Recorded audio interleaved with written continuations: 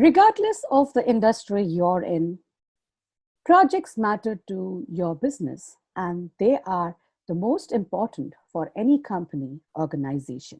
Project oriented companies carry out small and large projects, internal, external projects, and unique and repetitive projects to cope with new challenges and potential in a dynamic business environment.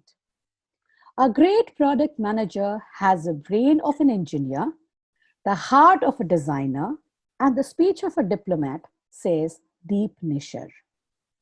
Project managers are responsible for planning, organizing, and directing the completion of a specific project for an organization, while ensuring these projects are on time, on budget, and within scope. He is the person who identifies the customer's need and the larger business objective that a product or feature will fulfill, articulates what success looks like for a product, and rallies the team to turn that vision into reality. No matter how good the team is, if we are not solving the right problem, the project fails, says Woody Williams. So, you have to believe in it before you see it. Welcome to be the CEO of your live series on Manthan with Saraswati.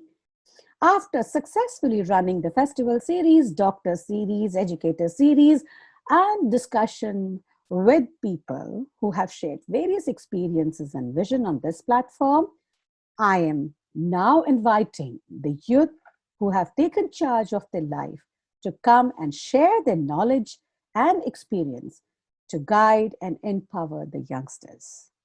Today is a very special episode, and that's the 10th episode of the series, and there is many more to come in series 2. Manthan with Saraswati is very, very happy to have Madan Chandar.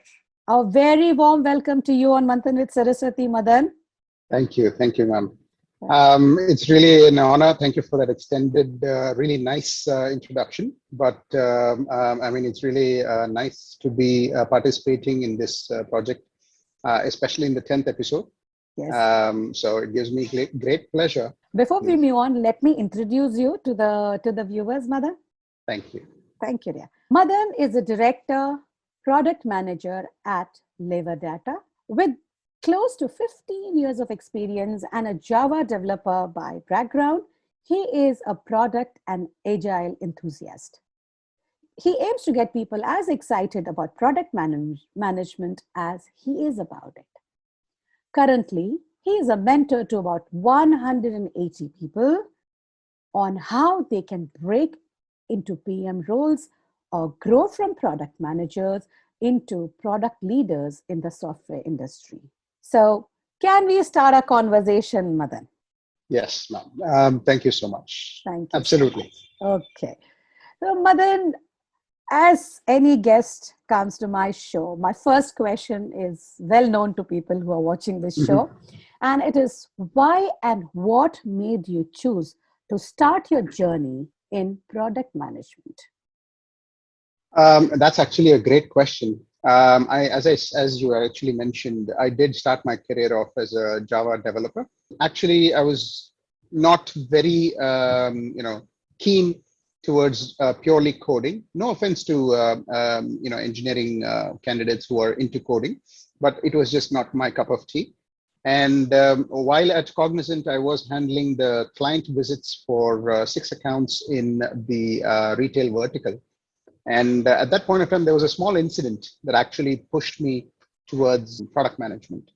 So we had a particular client visit for whom we were competing with another stalwart in the industry for the account. I was driving from one of our offices to the head office. And on the way, I saw a huge campus of the competitor. And immediately it struck a train of thought saying, I started thinking about their shares, their projects, my friends who were in their company. So it kicked off a train of thought. And for a minute, I just stepped back and I said, someone as fresh as me is, as I am, is getting bogged down by that train of thought about the competitor. Definitely the client is going to be doing the same. when they cross by from one meeting to another, moving from one building to another, they would definitely be pulled into the same train of thought again. And I wanted to keep the focus on my company. So back in the day, well, I just pulled off a rabbit out of the hat. I called up my admin folk and I said, I need 20 buses that have the Cognizant name on them patched huge. And push came to shove, and all I did was parked all the buses in front of the campus, but still on the side of the road, basically trying to block off the view. Just for the 20 minutes or so from during the time that they passed by. So again, I got to thinking this incident it was a very small incident at that point of time, but it sort of stuck with me. I don't know whether it was because of that. I'm sure it wasn't, but we did end up getting the deal over the competitor.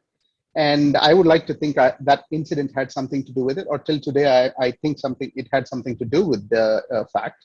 So that got me thinking. I love solving customer problems and addressing their pain points rather than just sitting and coding, or basically innovative approaches to solving customer pain points. The natural progression that I saw was back in the day, we did not, mind you, it is product management, different from project managers. Project managers are more, as you rightly mentioned, they're more towards rallying a group to complete a particular task or a project on time and with the given set of resources. Product managers have been called or referred to as the CEO of a product. CEO, there are multiple names, which I'm not very, very keen on, but it basically denotes that anything and everything to do with the product, a software product, is the responsibility, or the buck stops with the product manager. So they have the I to the T, all of it. They have to make sure they own it, they're accountable for it, and make sure of its success. Sometimes in the industry, software industry, project managers and product managers are used. The words are used, or the designations are used interchangeably, but there's a huge difference. And product managers are more to deal with the success of the product, which includes a bit of sales, a bit of pre-sales, marketing, technical knowledge as well, because when you come to do with APIs and integrations and so on, I don't want to bore people with the gory details, but it involves a bit of all the functions involved in a software industry. Madan, what I can understand is, one is your daring effort in your initial days. That was pretty daring. Okay. And the second thing is your passion for solving customer problem is what I understand, which led you into this product manager as part of that is correct. And I feel a little happy because this mini CEO of the product is there in my CEO of series, which makes me feel CEO is equal to CEO. So matches pretty good. LHS is equal to RHS, hence proved. Hence proved. QED in mathematics. Yes. Now that you are here, and I don't want to miss out this opportunity to learn more about your field of expertise, and also that you are training so many people. So those who are watching us would also be benefited by, I'm sure, with your experience and your guidance. So kindly tell us, what is product mindset briefly? I mean, maybe not to a very detailed thing, but in short, because we'll be having two questions related to it. What is product mindset, if you can tell us? And then why is product management so sought after position? That's actually, I'll take the second question first, and then that will lead into the first question's answer. Sure. And I'll take a quote of one of my favorite series. I'm sure a lot of us have watched Game of Thrones, or we have followed Game of Thrones in some manner. And one of the, I'll just share my screen quickly. One of my favorite quotes is from the Game of Thrones, which talks about power resides where people believe it resides. It's a trick, a shadow on the wall, and a very small person can cast a very large shadow. It's by Lord Varys in a totally different context, but it fits exactly into why product management has become so sought after. There is a pseudo reason, and there is the actual reason. The pseudo reason is people tend to mistake the role of a product management as if someone sitting on a throne, referred to as the mini CEO. It's a flashy designation with the all the perks in the world. They just get to bark orders at other functions of the software industry and tell people what to do and what not to do, right? This is the pseudo reason that people tend to move, or tend to follow the shiny object. It's almost like the shiny object that people tend to follow. But the actual reason, and I will back that actual reason with general economical climate that is right now. But the actual reason is that a product manager in a software company or a product company has basically to wear multiple caps at the same time. As I said previously, they have to play the role of, they have to put themselves in the shoes of pre-sales, sales, marketing, engineering, project management, sometimes even QA, that is quality assurance, DevOps, or development operations, as we like to call it. So they have to put themselves in multiple shoes to be able to measure and take the product towards success. Now, having said that, yeah. So a PM, as you can see in the first one, you can see a PM should be ready to juggle multiple hats at the same time. And it's all in here. Again, nobody tells you what to do, but a good PM who's able to juggle multiple hats at the same time is basically termed as a good PM, basically. And second one, they should be able to present their thoughts and collaborate easily with others, right? This can be at a management level, it can be at a tactical level, it can be at a strategic level. And that brings me to the third point, strategy. A PM should always know what their product strategy is, 6 months down the line, 1 year down the line, 2 years down the line, or even 5 years down the line. Given that strategy may have to be course corrected now and then, depending on market conditions, you have to keep drive a stake to the ground and keep yourself honest, float on cloud nine. But there should always be a strategy, which a North Star that they work towards, right? So I can give a small example right now of why in the current economical climate, why product management is the most sought after designation.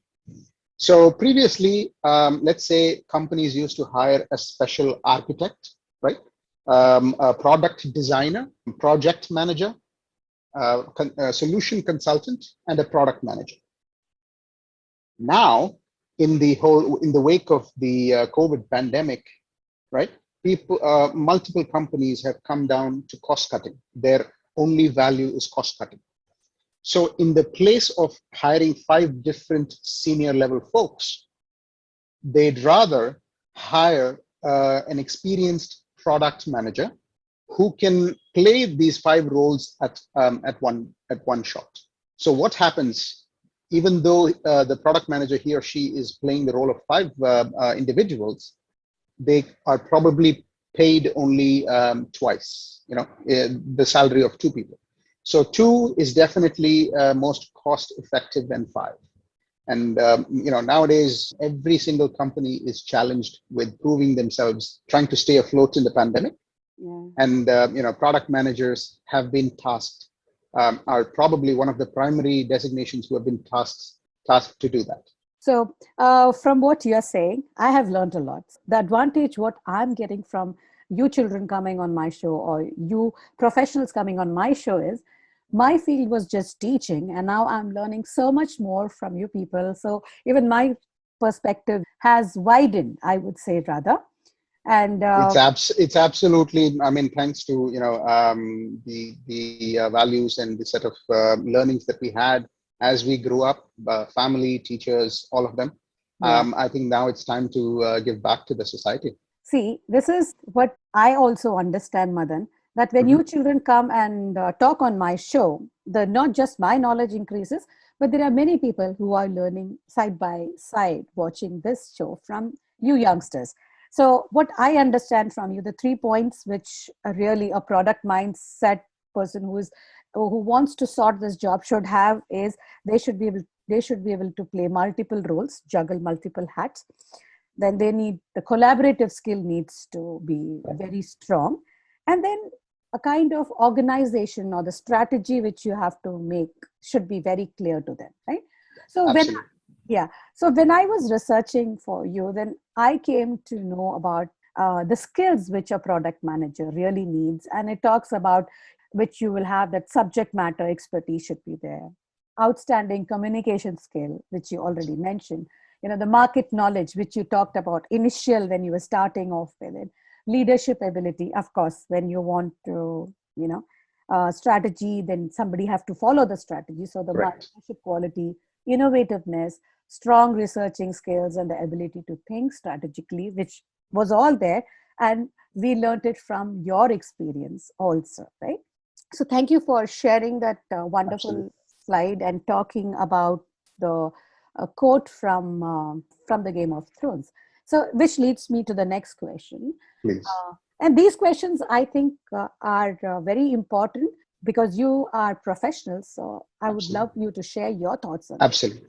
So, how can other functions such as software developers or QA become product managers? How can they become that? I mean, there is absolutely zero, things stopping anybody, whether they're software developers, QA, DevOps, project managers, to become or from becoming product managers. And this is one of the most difficult things is they need to have a very outside in perspective. When I say outside in, whenever we are part of one single function, like software developer or QA, I'm not generalizing overall, but usually we tend to have an inside out perspective. And when I say inside out, you tend to think this way, in a bottom up manner, where you say, this is what I have, what can I do with it, right? Rather than that, anyone who has an outside in perspective that says, okay, or what is the market pain point that I can solve, right? For example, be it Tesla, be it all these successful products that we see out there.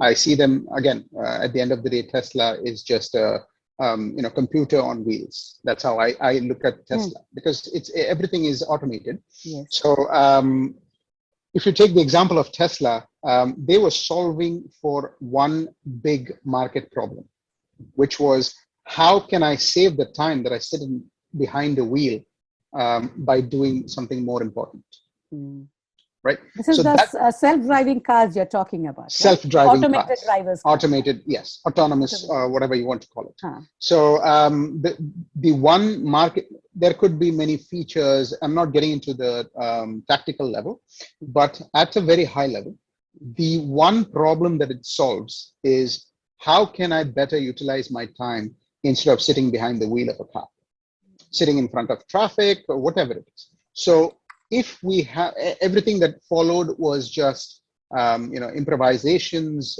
additions, fancy bells and whistles being added to the main product, but that's the problem that they solved.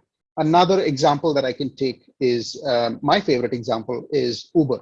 When Uber started off, their value proposition was, if I press a button on my phone, a car should come pick me up. I do not want to spend time waiting or for hailing a cab.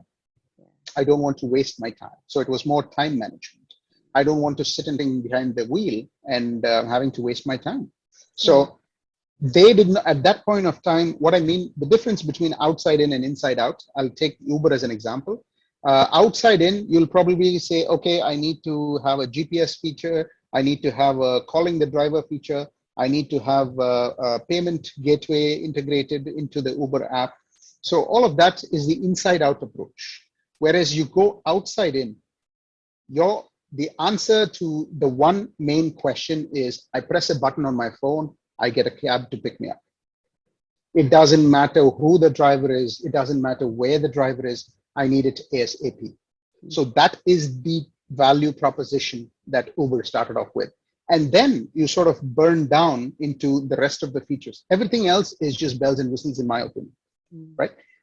because if you're solving that problem, adoption, customer adoption, and the success of the product is 50% solved for. I wouldn't say guaranteed. I don't want to use that word guaranteed because there is a lot of things that can go wrong while developing it. But if you have solved that, if you have answered that one top question, the problem statement or the goal, if you have defined the goal, how you're going to solve a market need, I think 50% of the product success is evident. Right. From what you're saying, like if my teacher brain goes, it is like if you're creative and your thoughts are unique, then I'm sure, I mean, any thought of yours can become a success, provided Successful product. provided you have this outside and inside out and outside in view. Am I right? I would say more of the outside in approach rather than the inside out approach. Right. Okay, getting it. So thank you so much for explaining Absolutely. it. I'm sure the youngsters who are watching this show will be benefited by it. I Right? really hope so. Yeah, I hope so. I really hope so. And I'm because you are training so many children also. So I thought this would be a very important point which will inspire the youngsters to learn from you. Just to give some background on that, when I started off breaking into product management, I faced a lot of difficulties because back then product management was just a faraway word that you had heard, right? It was more around business analysis, business analysts, and so on.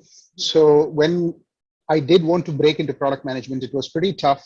We did not have any kind of opportunity to be mentored by the big wigs of the market. We had to learn everything the hard way, fall down multiple times, scrape our knees, scratch our heads, and then come up the hard way. But once I was able to make it, gather some experience, I really wanted to give back to the society and probably help people who are probably in the same boat that I was in back then. Yeah. So I just tried to do a quarterly mentorship cohort. It's been 2 quarters now. And I think we have about close to about 190 mentees of breaking into product management.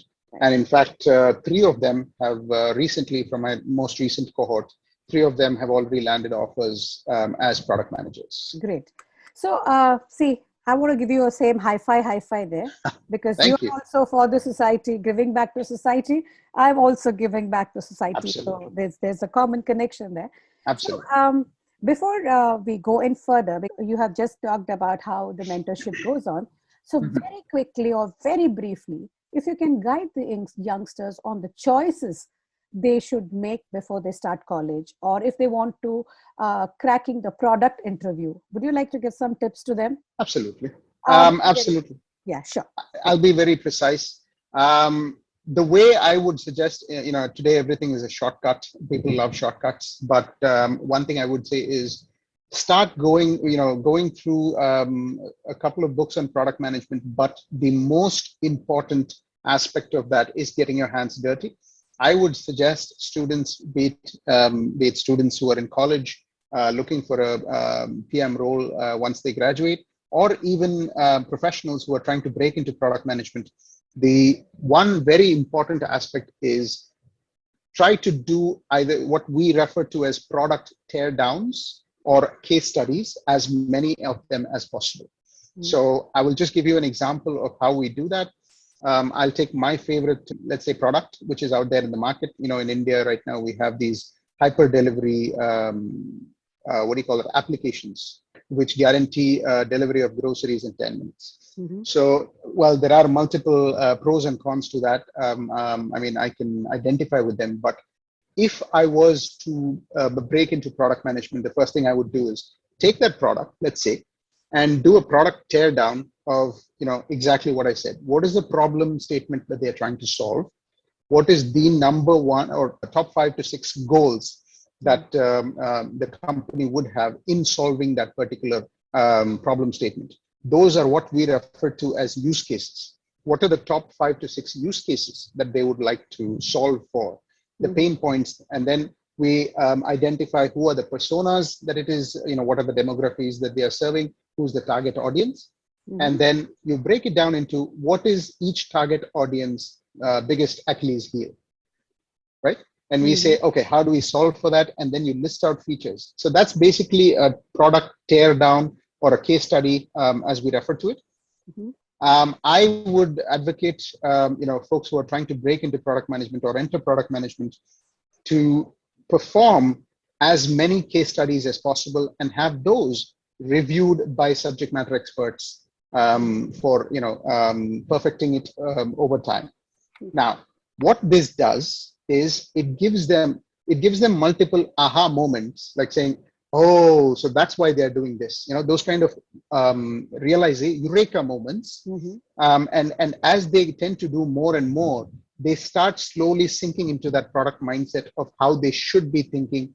When they start thinking of what would have been the thought process of a product manager at one of these companies, and then they slowly start filling those shoes.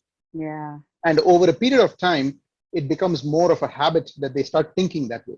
Now, Okay. that is exactly how you can get into the product mindset, as we like to Ah. call it. Yeah, So yeah, the yeah. more you do that, the more you start thinking like them. It's easy to say you need to think like product managers. Heck, if I don't know how to do that, I don't know, what I'm going to do next. So this, I would advocate, do these product teardowns and case studies to be able to slowly fill the shoes of a product manager, get Wonderful. into the product mindset. Wonderful, wonderful. I think, friends, you're listening to Madan Chandar, and I'm sure the points which he has set down to cracking, how the product interview should go on, get a lot of case studies in mind, and then the product, tear down will help you a lot. And then when you do more and more of this, and you will get into the sync, and I'm sure you will start thinking like product managers. Friends, I hope you are benefited, and you will benefit from what Madan Chandar just said. I want to quote one of the famous, Please. sayings of Louis Halls, which said that ability is what you're capable of doing. Motivation determines what you do. Attitude determines how well you do it. So, a product manager needs to have that attitude to get Absolutely. that. Yeah. So, Absolutely. okay. Now, when you are looking into so many clients, when you work with so many products, and your life is so hectic and so tied up, how do you keep yourself? There are some times when you'll feel that your spirits are going down because so and so product is not doing so well what you expected. So, how do you keep yourself motivated, and how do you manage this feeling of doubt? Okay, great. Absolutely. So this doubt is a very common thing that we refer to as imposter syndrome. Mm. We have a particular jargon for it. Again, it's just hi-fi jargon, Hmm. but we refer to it as imposter syndrome. Okay. And where on a maybe it's in a new job or whatever, you tend to doubt yourself. Okay, am I the right person for this? Am I underqualified for this, or will I be able to do this? Right. And the only or the way that I have been able to overcome that in my early days in this at Levadata is start breaking it down and start talking to customers. Mm. So the more you talk to customers, the more you understand their pain points, and that is where the domain knowledge, kicks in. Whenever see when do you actually have an imposter syndrome? There is an old saying, people are afraid of what they don't know. Mm. So if, for example, if it's you're stepping into a dark room, you don't know what's in the dark room. It could be a monster, it could be an elephant, it could be a tiger, it could be anything. You switch on the light, you know exactly what the tiger looks like, and you Yeah. know what in your mind starts working out how you're going to tackle that. Yes. So what you don't know basically scares you, and that is the number one reason for the imposter syndrome. So what happens, the more you talk to customers, you understand, oh, so this is what they're trying to solve. This is why they want to solve it. So you start understanding, or you start plugging in the unknown variables, right? Mm. And then you get a lot of clarity, and you're like, hey, this is not rocket science. I can do this. So Mm. that's, in my opinion, that's how I came over. I mean, I overcame the imposter syndrome, Mm. right? And as far as time management is concerned, it's a very, very challenging task indeed, because because we're playing multiple roles.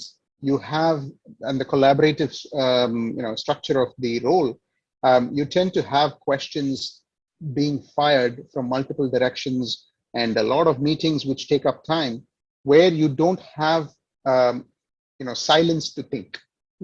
So there have been times when product managers have been known to have taken private time offs, PTOs, or sick leaves, just so that they can sit and document their thoughts. Oh. So I mean, that has tend to happen, but again, time management is something that's yet to be solved for. It's always there.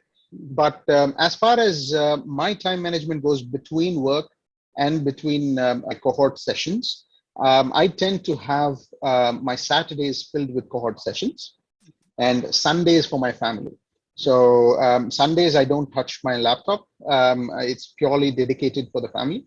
And that keeps me energized for the next week. Next few. I'm so proud to have you in my show, because it just shows that how much you have grown with time, the Madan which I knew, and now you have grown up into such a fantastic young man, gentleman, and happy to see that you provide equal time for work and equal time for your family, which is so important, and which makes that you are a very, very exceptional father, because you're spending so much time with your, in this world, in this rat race world, we don't find people who spend time with the family. It's rather that every time they want to do is work, work, work, work, work.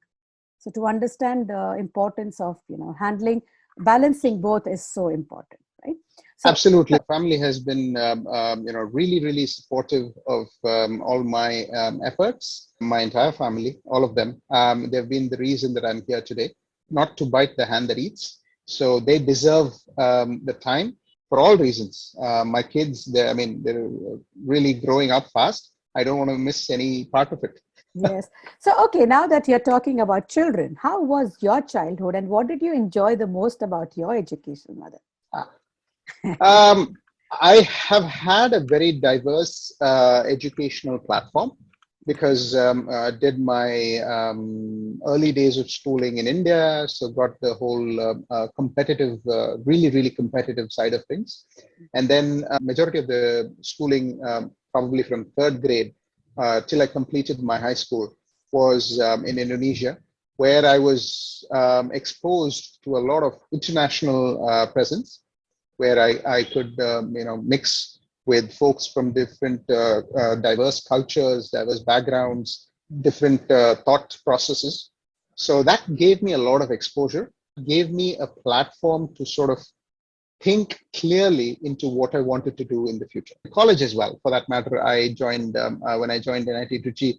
First, it was a sort of a total paradigm shift for me. But then, you tend to adapt to your surroundings. And it's not a one single moment, as I was saying. It's probably the entire journey that's got me where I am today. Absolutely. Great, great. The main purpose of having you children on my show is also, the same thing, that you, from what you have learned, from what you have experienced, share it on this platform so that the youngsters or anybody who sees this and listen to your talk, they will know that, I can follow this path line when, this is available to me. These are the things which I can also try and indulge, Absolutely. Great. Thank you so much for sharing all your beautiful memories about your school and your experiences. So if I have to ask you one more question, would be, please, what are the 3 points you believe in and you wish to share with the youngsters who are listening to you now? Absolutely. So the first thing I would say, especially for kids or for students who are stepping out of school, is we have all heard an idle brain is a devil's workshop, and that is, it couldn't be more true. So keep yourself engaged in something productive and creative at all times. It can be anything, starting from the literary arts. It can be mathematics. It can be anything that interests them. But something or the other should be keeping them engaged. It could be sports, has its own merits. So that's one. The second thing is try to have a good level of interpersonal skills. It helps a lot in your professional career, whatever path you choose. it's always interpersonal skills which help you out. Not only help you out, probably give you that extra edge when you're competing in this rat race of a world. Yeah. And last but not least, always keep an open mind. You you should be able to accept the fact that you can be wrong. Well, Yeah. and by the way, the last one is also applicable when you not only get out of school, but when you're getting into marriage as well. Because there's a saying: there are two people in a marriage. One is always right, and the other is the husband. So I'm just kidding. I'm just kidding. No, Okay. but Okay. now that gives you a really new look, Mm. and helps you look at multiple perspectives at the same time. Okay. So if I have to, recap for the youngsters. So according to Madan, 3 main points which you have to keep in mind. First one is, he says, engage yourself in productive and creative works. It can be literature, it can be arts, it can be sports, anything in which you can keep yourself productive. Second is, have a good level of interpersonal skills, develop it, because that is Yes. what is going to save you more. And then the third point, and the most important point, he says, is keep an open mindset and accept the other person's Perspective. perspective. Very important. So I hope the children who are anybody, what, this show, which I thought will be motivating the youngsters, also is proving to be helpful to many of the others also, other grown-ups. Nice. So I'm very Nice. happy about that. I'm very happy about that. So because I'm very happy, I want to know what has been your biggest aha moment. Uh, Biggest aha moment has been, okay, this is one thing in the recent times that I've actually realized. We're all running a rat race for something or the other, and we tend to give our mental health the backseat.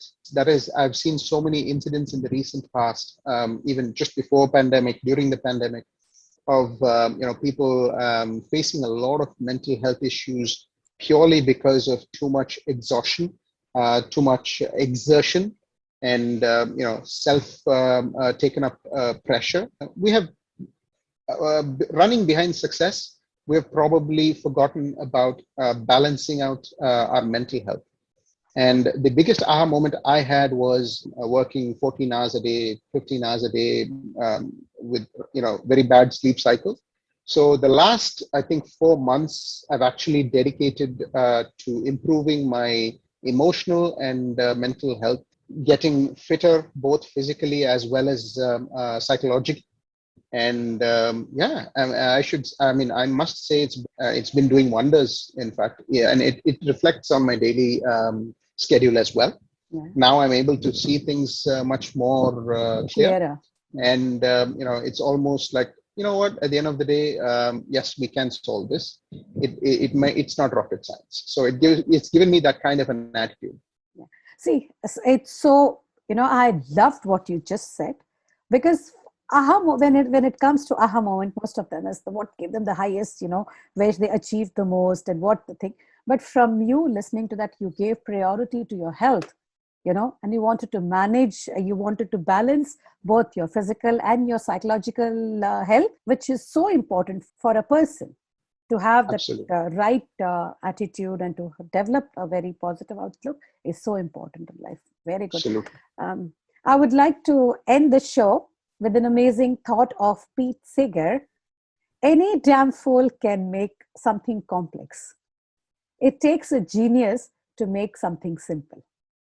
So, friends, ponder over this and enjoy the weekend. Once again, I want to thank Madan Chandar for taking his time out and sharing his well accomplished, splendid, thought provoking ideas and thoughts with you all.